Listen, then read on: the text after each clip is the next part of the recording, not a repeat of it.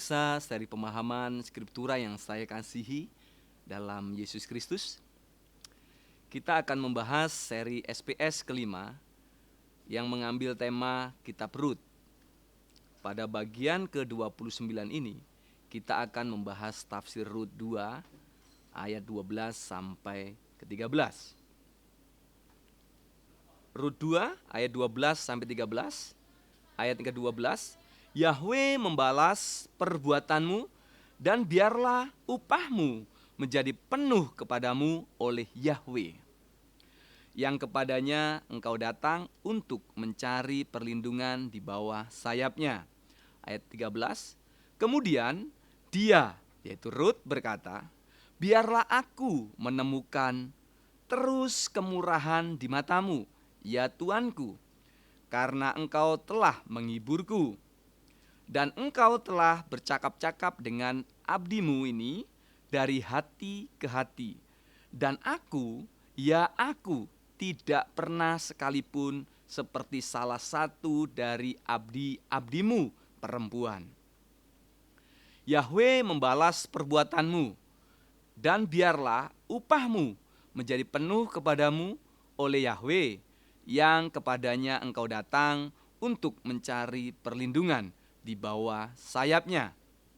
Setelah menjawab pertanyaan Rut, maka Boas memberi berkat kepada Rut. Pada intinya, biarlah kedamaian dikaruniakan oleh Tuhan dalam kehidupan Rut. Kali ini terdapat penggambaran feminis bagi Tuhan oleh penulis kitab ini. Tuhan dalam hal ini digambarkan bagaikan burung betina yang melindungi anak-anaknya dengan sayapnya. Penggambaran akan Tuhan sebagai perempuan yang melindungi dengan sayap juga dapat dijumpai paralelnya dalam dunia orientalis kuno. Gambar berikut adalah sebuah harta karun di kubur Tutankhamun 1332 sampai 1323 sebelum Masehi, yang menggambarkan Dewi Ma'at yang melindungi Firaun dengan sayapnya. Juga gambar berikut ini, hiasan gading dari Samaria dari abad ke-8 sebelum Masehi, menggambarkan dewi-dewi yang melindungi Osiris yang telah mati dengan sayap-sayap mereka. Gambar berikut, di atas gerbang kubur Ratu Nefertari terdapat gambar dewi yang membentangkan sayapnya sebagai tanda melindungi kubur Nefertari. Dan pada gambar ini terdapat tulisan gelar ratu, ratu besar, ratu dua negeri. Yang dimaksud adalah negeri Mesir atas dan negeri Mesir bawah. Dalam kasus Rut ini, perlindungan Yahwe juga berlaku bagi Rut yang tetap dianggap oleh masyarakatnya sebagai orang asing.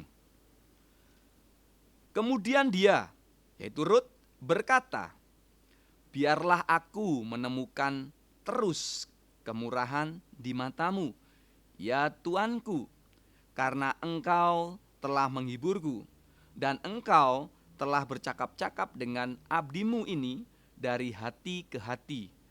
Dan aku, ya aku tidak pernah sekalipun seperti salah satu dari abdi-abdimu perempuan.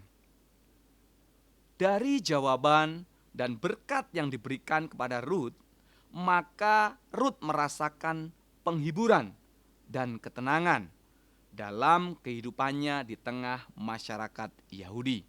Dan ini disebut oleh Rut sebagai menemukan kemurahan hati atau mendapatkan kemurahan hati.